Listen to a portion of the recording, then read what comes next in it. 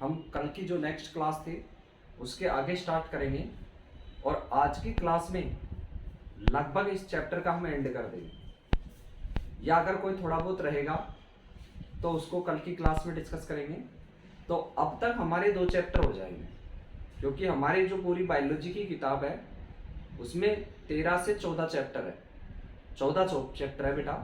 तो उन 14 चैप्टरों के बारे में हमें पढ़ना है। छोटे छोटे चैप्टर है, ज़्यादा लंबा कोर्स भी नहीं है, तो आपको यहाँ पर कोई दिक्कत नहीं आने वाली है।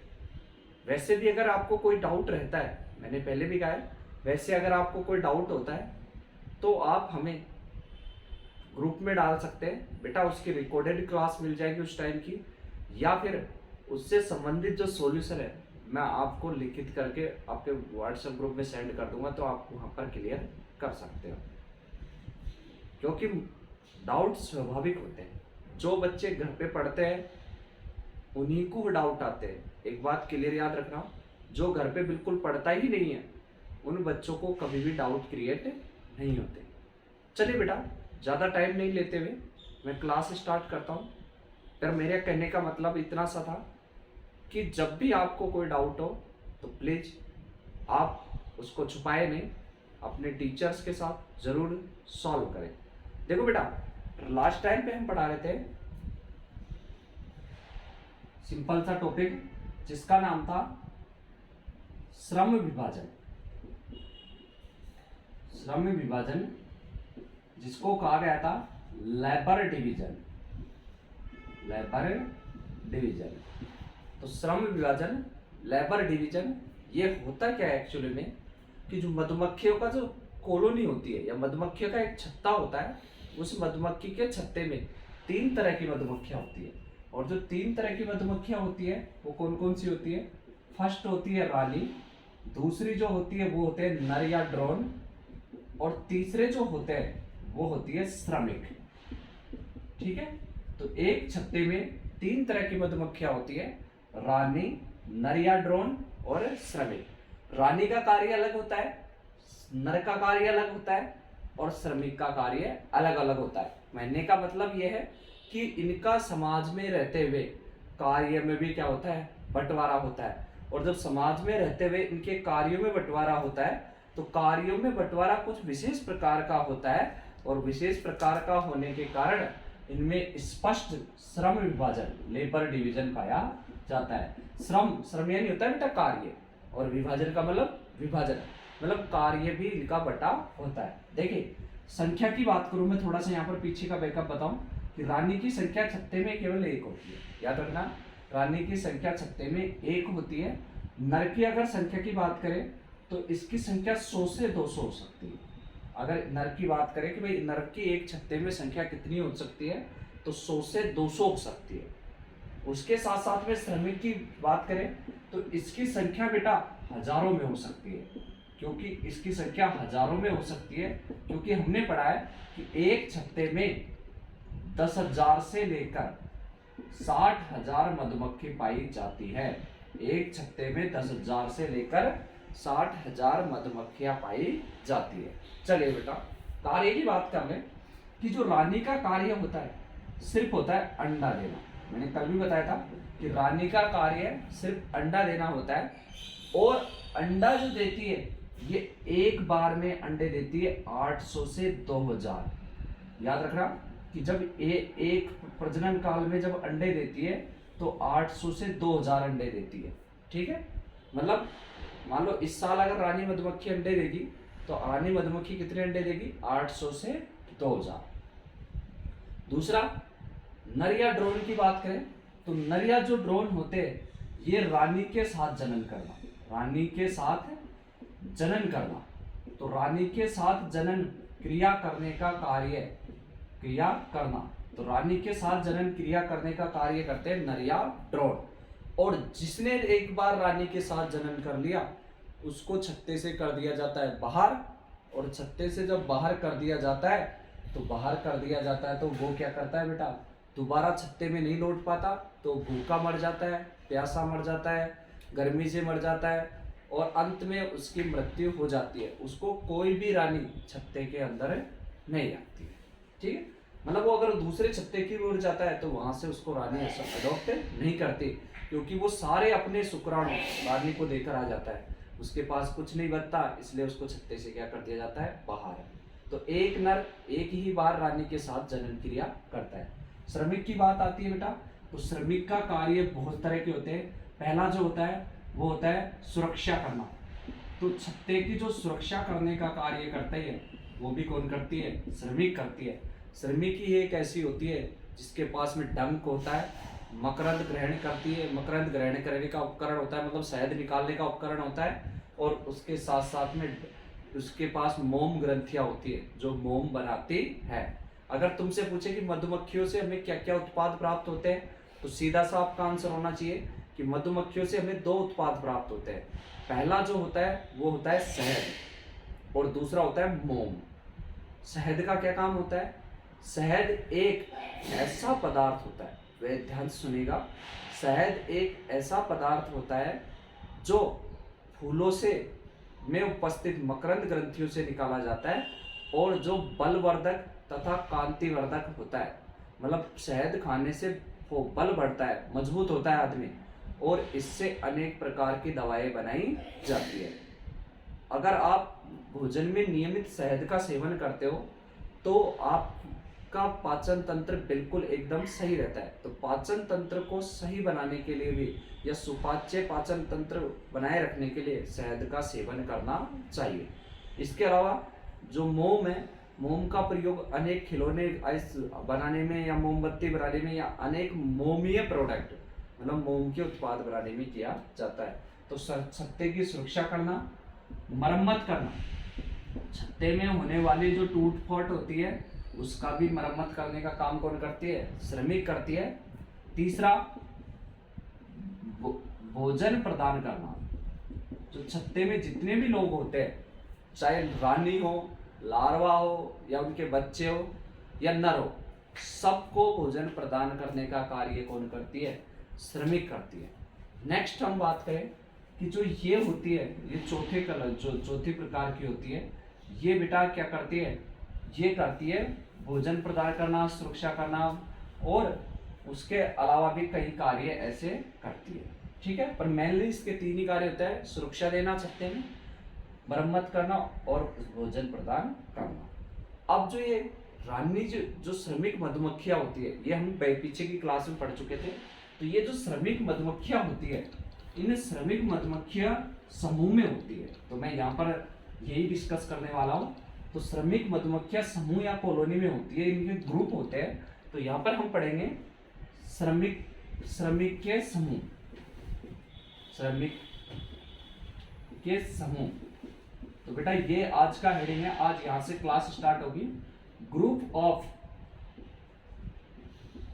वर्कर, श्रमिक के समूह। तो जो श्रमिक मधुमक्खियां होती है वो 2 समूह में बनाकर रहती है। तो ध्यान से देखिए कैसे, श्रमिक मधुमक्खी 2 समूह बनाकर रहती है, 2 समूह बनाकर रहती है। श्रमिक मधुमक्खी 2 समूह बनाकर रहती है। याद रखना, बहुत इंपॉर्टेंट है ये पॉइंट, श्रमिक समूह। तो श्रमिक मधुमक्खियों के 2 समूह होते हैं। जो पहला समूह होता है बेटा, और एक होता है दूसरा समूह। तो सबसे पहला आता है प्रथम समूह, फर्स्ट ग्रुप, प्रथम समूह। बेटा माइक बंद कर दीजिए, किसी बच्चे का चल रहा है माइक तो बंद कर दीजिएगा प्लीज। प्रथम समूह, फर्स्ट ग्रुप। बेटा किसी बच्चे का माइक चल रहा है, आपसे रिक्वेस्ट है बंद कर दे इसको। प्रथम समूह। और दूसरा होता है बेटा बी, द्वितीय समूह। तो श्रमिक 2 समूहों में रहती है, मतलब जो श्रमिकों के भी 2 ग्रुप होते हैं। एक छत्ते में जितनी भी श्रमिक होती है वो 2 ग्रुपों में बढ़ जाती है, या 2 समूहों में बटे जाती है। अगर 500 श्रमिक है तो मान लो 100 तो प्रथम समूह में हो गई, और 400 किसमें हो गई, द्वितीय समूह में। अब जो प्रथम समूह की जो होती है, इनका कार्य क्या होता है, तो प्रथम समूह जो होता है इसका कार्य होता है भोजन का पता लगाना, भोजन का पता लगाना। याद रखना, पता लगाना। सिंपल सा याद रखना कि ये भोजन का पता लगाने का क्या करती है, कार्य करती है। तो भोजन का पता लगाना किस कौन से समूह का कार्य होता है, प्रथम समूह का कार्य होता है। ये भोजन की तलाश में इधर उधर उड़ती है और ये पता लगाती है कि किस जगह पर हमें भोजन मिलेगा। और अब भोजन का पता लगाया तो अब भोजन को लाया जाएगा छत्ते में, और छत्ते में लाने का कार्य करती है श्रमिक। तो द्वितीय समूह का कार्य होता है भोजन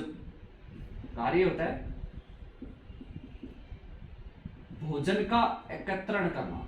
भोजन का एकत्रण करना, भोजन का एकत्रण करना। तो आप समझ गए होंगे यहाँ से कि श्रमिकों के दो समूह होते हैं, एक प्रथम समूह और एक द्वितीयक समूह। प्रथम समूह भोजन तलाशता है, वो उड़ान भरता है और उड़ान भर के एक जगह से दूसरी जगह जाता है और क्या करता है, भोजन को तलाशता है, भोजन खोजता है।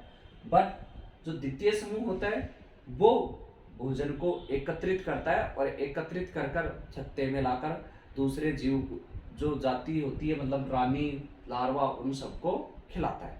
तो ये तो यहाँ पर कंप्लीट हुए। अब बेटा एक चीज याद रखना कि प्रथम समूह द्वितीय समूह को क्या देता है, सूचना देता है। प्रथम समूह द्वितीय समूह को क्या देता है, सूचना देता है।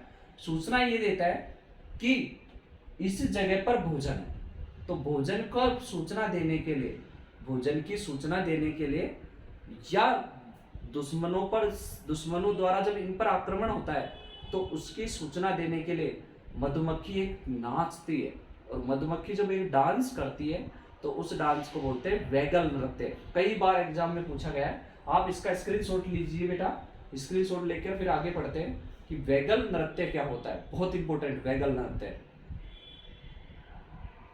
सब बच्चों ने स्क्रीनशॉट ले लिया, यहां से क्लियर है सब बच्चों का?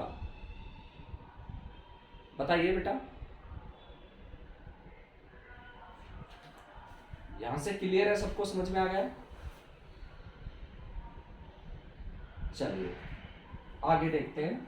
तो भोजन का पता लगाने का कार्य प्रथम समूह करता है, जबकि श्रमिकों का जो दूसरा समूह होता है वो भोजन को इकट्ठा करता है। चलिए बेटा, अब सबसे इंपॉर्टेंट आ गया वैगल नृत्य। ये क्या नृत्य है भाई? ये वैगल, हमने तो अभी तक ये सुना था घूमर नृत्य होता है, ठीक है, और दूसरे डिफरेंट तरह के नृत्य होते हैं, पर वैगल नृत्य क्या आ गया?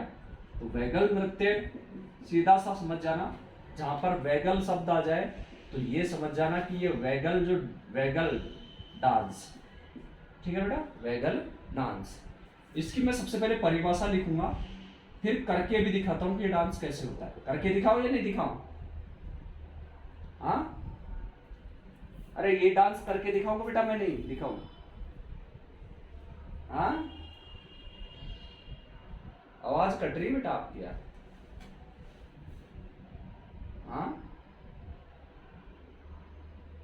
अच्छा, अब मेरी आवाज क्लियर सुन पा रहे हो ना आप? हाँ, हेलो बेटा, अब मेरी आवाज तो क्लियर आ रही है ना? आप कमेंट्स करके बताओ। अच्छा, चलो माइक बंद करो। देखो वेगल डांस से क्या होता है, या वेगल नृत्य क्या होता है, ये बेटा आरबीसी के एग्जाम में पूछा गया है ये, कि वेगल नृत्य क्या होता है और कैसे होता है, इसके बारे में भी पूछा गया है एग्जाम में। देखो, वेगल नृत्य मधुमक्खियों द्वारा किया गया नृत्य वेगल नृत्य कहलाता है। अब क्यों किया जाता है? क्या मधुमक्खियों की शादियां थोड़ी होती है, या कोई फंक्शन या कोई पार्टी थोड़ी करती है वो? नहीं, ऐसा ही होता है। मैं थोड़ा आपको बता दूं कि जब प्रथम समूह को पता लग जाता है कि इस जगह भोजन है, तो प्रथम समूह क्या करता है, प्रथम जो समूह होता है वो द्वितीय समूह को, प्रथम समूह द्वितीय समूह को सूचना देता है, और सूचना ये देता है कि हमने भोजन खोज लिया है, आपको सिर्फ वहां से लाना है। और जब प्रथम समूह द्वारा द्वितीय समूह को भोजन की सूचना देने के लिए जो डांस किया जाता है, उस डांस को बोलते हैं वैगल नृत्य। समझ में आ गया कि वैगल नृत्य एक भोजन की सूचना देने का माध्यम है। बेटा स्पीकर बंद कर लो, माइक बंद कर लो, सॉरी। तो प्रथम समूह द्वारा भोजन की सूचना देने के लिए प्रथम समूह द्वारा भोजन की सूचना देने के लिए द्वितीय समूह के सामने किया गया जो नृत्य होता है उसको बोलते हैं वैगल नृत्य। तो वैगल नृत्य की क्या परिभाषा होगी? तो वैगल नृत्य में क्या करते हैं, तो ध्यान से सुना, भोजन की दिशा, भोजन की दिशा, भोजन की दिशा तथा सूचना देने के लिए, तथा सूचना देने के लिए प्रथम समूह द्वारा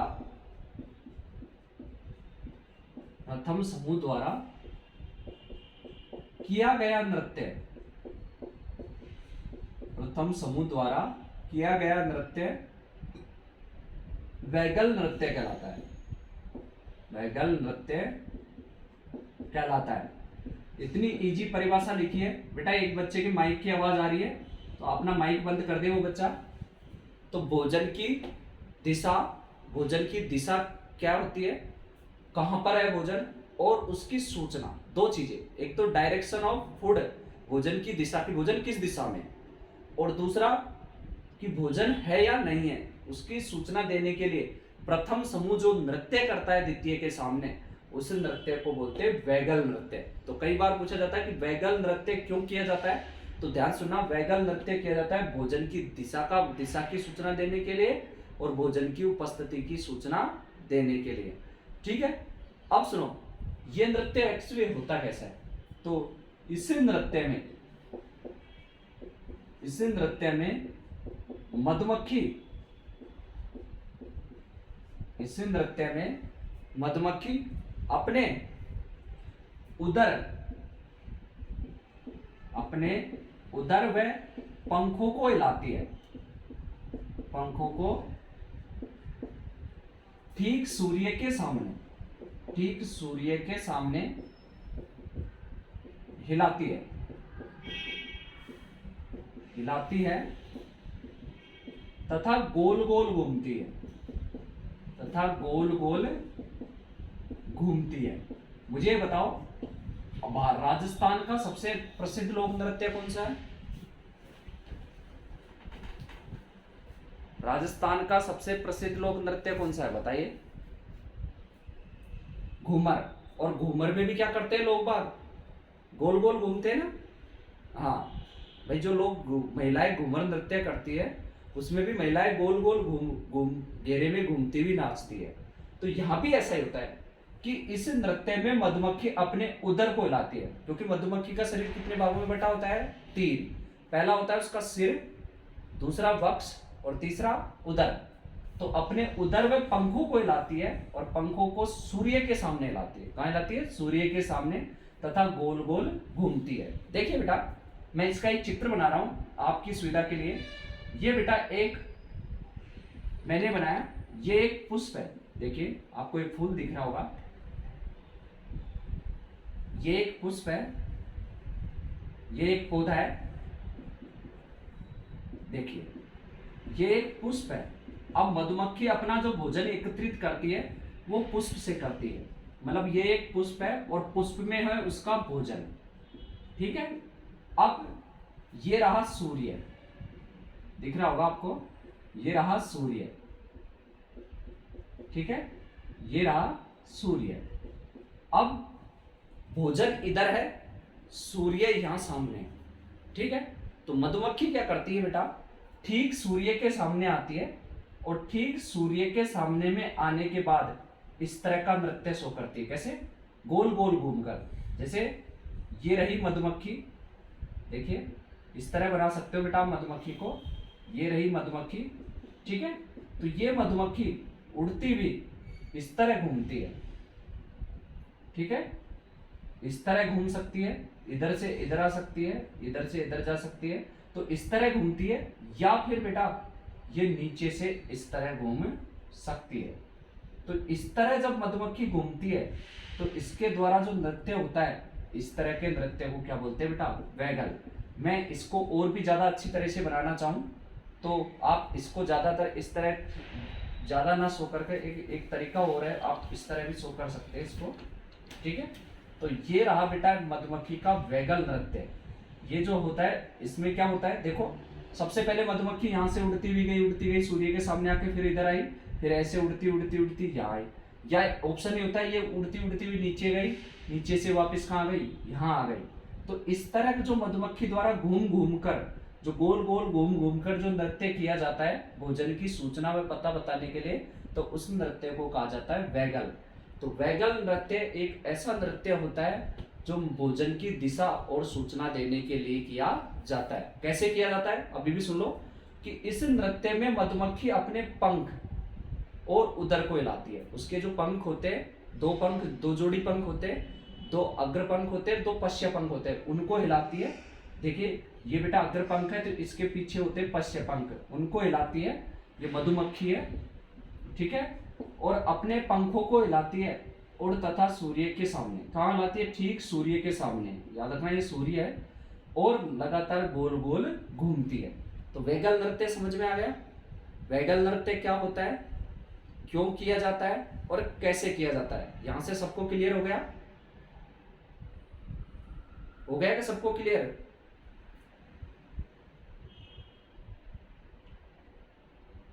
समझ में आया बेटा?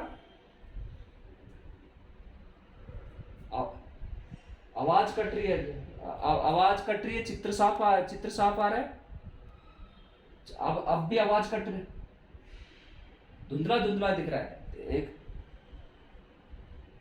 अच्छा अब आप चित्र को कैसा देख पा रहे हैं?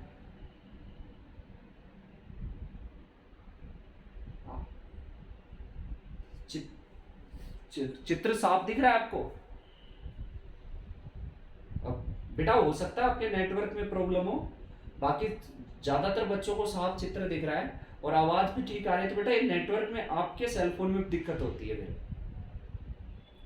क्योंकि मैंने बेटा वाईफाई से और नेट से दोनों से कनेक्ट कर रखा, तो मेरे हो सकता है इस तरह का कोई दिक्कत नहीं आनी चाहिए आपको। आवाज साफ आ रही है मेरी? अरे चलिए, तो मधुमक्खी द्वारा जो घूम घूम कर जो नृत्य किया जाता है उसको बोलते हैं बेटा कौन सा, वैगल। तो वैगल नृत्य यहाँ पर सबको क्लियर हो चुका होगा। वैगल में बेटा ये रही मधुमक्खी, इधर घूम घूम कर क्या करती है, नृत्य करती है। ऐसे कभी इधर से इधर घूम जाती है, कभी इधर से इधर घूम जाती है, और ये सिर्फ भोजन की दिशा का पता लगाने के लिए किया जाता है। कई बार पूछा जाता है कि भोजन की दिशा का पता लगाने के लिए कौन सा नृत्य किया जाता है, तो वो किया जाता है वैगल। बहुत इंपॉर्टेंट क्वेश्चन है बेटा, 2 बार बोर्ड एग्जाम में पूछा गया है कि वैगल नृत्य क्या होता है और वैगल नृत्य कैसे किया जाता है। चलिए यहाँ तक तो बेटा इसको बना लीजिए, आप इसका स्क्रीनशॉट ले लीजिए। हाँ, और एक चीज याद रखना कि आज की जो क्लास है उसमें इस चैप्टर के आफ्टर क्लास 11 बजे के बाद आपको इस चैप्टर के पूरे के नोट्स भी मिलेंगे, जो हैंड राइटिंग नोट्स होंगे तो वो आपको पीडीएफ में मिलेंगे, तो आप ग्रुप में से जाकर डाउनलोड कर सकते हैं, क्योंकि ये चैप्टर बेटा आज या कल की क्लास में श्योर खत्म हो जाएगा। ठीक है, फिर हम नए चैप्टर के बारे में पढ़ेंगे जो मछलियों से संबंधित होगा, कि राजस्थान में पालने योग्य मछलियां, कि राजस्थान में किन किन मछलियों को पाला जाता है और किन किन मछलियों की क्या क्या विशेषताएं होती है। और मछलियों का पालन पीसी कल्चर कहलाता है, मधुमक्खी का पालन एपीकल्चर कहलाता है, जबकि मछलियों का पालन पीसी कल्चर कहलाता है। तो उस पर भी थोड़ा डिस्कस करेंगे। तो आप इसका स्क्रीनशॉट ले लीजिए बेटा फटाफट, फिर आगे चलते हैं वैगल नृत्य का।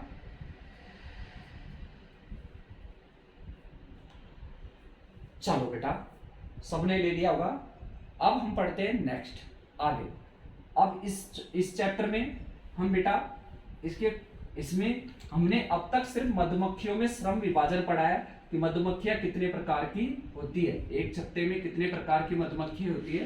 पर लोग बात क्या करते हैं कि मधुमक्खियों को पालते हैं। क्यों पालते हैं, कारण सुनो। अगर तुमसे पूछा जाए कि मधुमक्खी पालन का क्या उद्देश्य है, तो मधुमक्खी पालन के सिर्फ 2 ही उद्देश्य है, एक तो शहद की प्राप्ति के लिए और एक मोम की प्राप्ति के लिए। शहद को बेचकर भी पैसा कमाया जा सकता है और मोम को बेचकर भी पैसा कमाया जा सकता है। तो आप इस बात को ध्यान से सुनिए। तो बेटा अब जो हम पढ़ेंगे वो पढ़ेंगे apiculture. Apiculture, what is apiculture? क्या होता है एपीकल्चर? आपने भी पहले खूब पढ़ा होगा या 11वीं क्लास में भी इसके बारे में थोड़ा बहुत तो जाना ही होगा कि एपीकल्चर क्या होता है।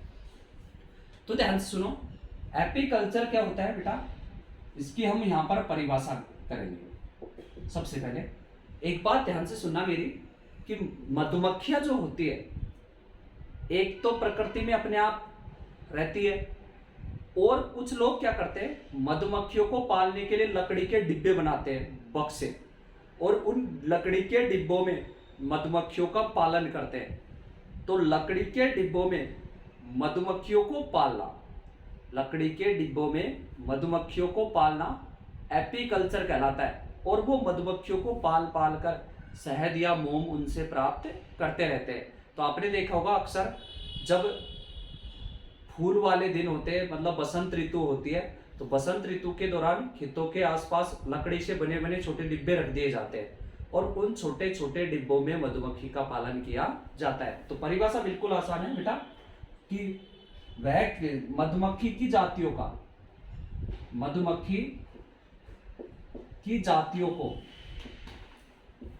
मधुमक्खी की जातियों को लकड़ी से बने, लकड़ी से बने बक्सों में, बक्सों में, बक्सों में, यहां पर बेटा बक्सों लिखा हुआ है, बक्सों में कृत्रिम रूप से पालना, कृत्रिम रूप से पालना एपीकल्चर कहलाता है, पालना एपीकल्चर कहलाता है। बेटा यहां पर दो चीजें हैं। पहला जो शब्द है एपी, एपी शब्द आया एपिस इंडिका से, क्योंकि मधुमक्खी में एक का वैज्ञानिक नाम क्या होता है बेटा, एपिस इंडिका। तो एपिस वंश होता है, तो एपिस वहां से आया है। और दूसरा होता है कल्चर, कल्चर का मतलब होता है संवर्धन, कल्चर यानी किसी चीज को पालना, ठीक है। तो मधुमक्खियों को लकड़ी के बक्से या डिब्बों में जो पालना होता है उसको कहा जाता है एपीकल्चर। अब बेटा इसका जो उद्देश्य होता है, इसका जो उद्देश्य होता है कि क्यों किया जाता है, तो उद्देश्य बेटा दो तरह के होते हैं इसके। देखो मैं यहां पर बता दूं, सबसे पहला जो इसका उद्देश्य होता है वो होता है शहद या मधु की प्राप्ति के लिए। कई बार पूछा जाता है कि मधुमक्खी पालन क्यों किया जाता है, क्या कारण पड़े कि जो लोग बाग मधुमक्खी पालन करते हैं। तो पहला कारण है शहद या मधु की प्राप्ति के लिए। बेटा किसी बच्चे का माइक चालू है, एक मैं आपसे रिक्वेस्ट करता हूं तो बेटा आप बंद कर दीजिएगा। किसी बच्चे का फिर मैं आपका स्पेशली नाम बोले के बोलूंगा, अच्छा नहीं लगेगा, आप बंद कर दीजिए बेटा इस चीज को। चलो समझ गए। हाँ, उद्देश्य बेटा क्यों किया जाता है मधुमक्खी पालन, सुन लो मेरी बात। शहद व मधु की प्राप्ति के लिए पहला उद्देश्य कि हम इससे शहद और मोम प्राप्त होता है। दूसरा जो उद्देश्य होता है वो होता है मोम की प्राप्ति के लिए, मोम जिसको वैक्स कहते हैं बेटा, वैक्स की प्राप्ति के लिए। तो ये तो आप भी समझ सकते हो, अगर ये छोटा सा क्वेश्चन मैं आपसे पूछता तो भी आप आंसर दे देते कि मधुमक्खी पालन क्यों किया जाता है। तो आप समझ गए होंगे बेटा कि मधुमक्खी पालन शहद या मधु की प्राप्ति के लिए किया जाता है, या मोम या वैक्स की प्राप्ति के लिए किया जाता है। अब मैंने ये भी बताया कि मधुमक्खी पालन में कौन कौन सी मधुमक्खियों की जातियों को पाला जाता है, काफी बार बताया बेटा। एपिस मेलिफेरा और एपिस इंडिका, एपिस मेलिफेरा और एपिस इंडिका को कृत्रिम रूप से पाला जाता है। तो मधुमक्खियों के छत्ते में जो मधुमक्खी होती है वो कौन सी होती है, एपिस इंडिका और एपिस मेलिफेरा। चलो अब ध्यान से देखेंगे नेक्स्ट, मधुमक्खी पालन में, मधुमक्खी पालन में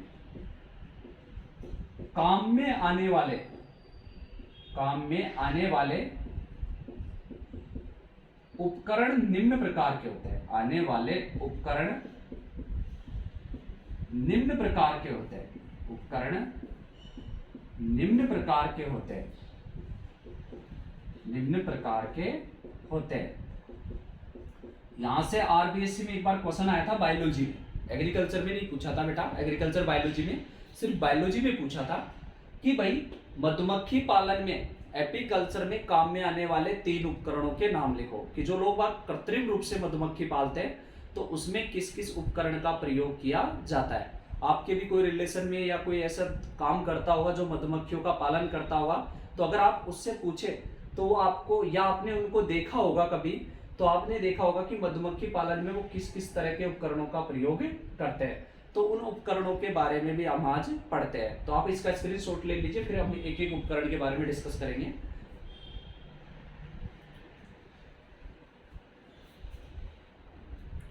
ले लीजिए बेटा। चलो अब हम एक एक उपकरण के बारे में